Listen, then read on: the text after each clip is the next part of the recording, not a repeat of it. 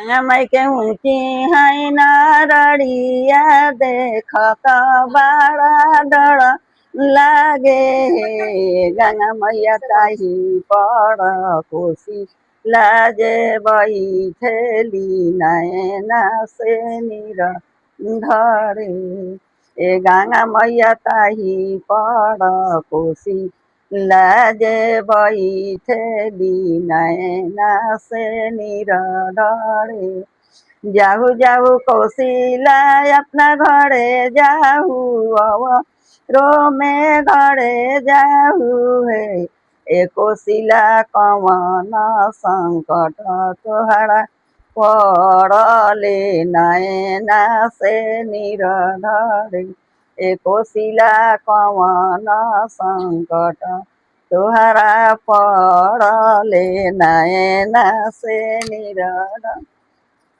नहीं मोरा गंगा मैया नहीं हरवाद, नहीं मोरा गंगा मैया धन थोड़ा भैले लक्ष्मी बेपच धैले।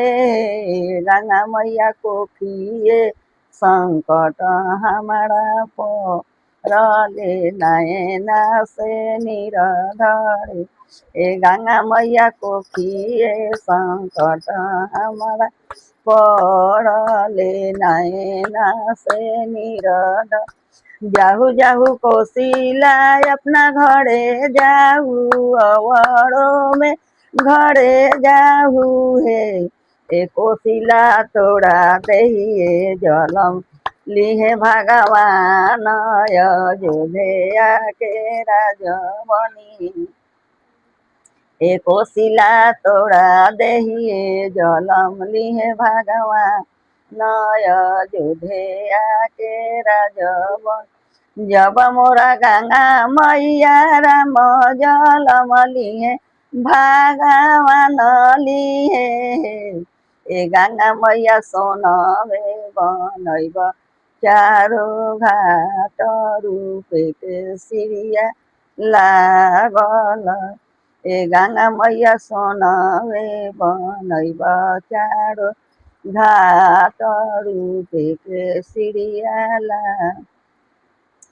जब तू कौशिला सोने के घाट बनई रूपे के सिरिया लागल हे। ए कौशिला यही घाटे नहिए भगवान चरण लपटाएब। ए कौशिला यही घाटे नहिए भगवान चरण लपटाएब। सियावली रामचंद्र की जय। तो देखिए गुरु बहन लोग, हम भजन जब देता नहीं तो रउरा समन का जो पसंद आए तो लाइक करे लोग, तब फिर हम भजन दे।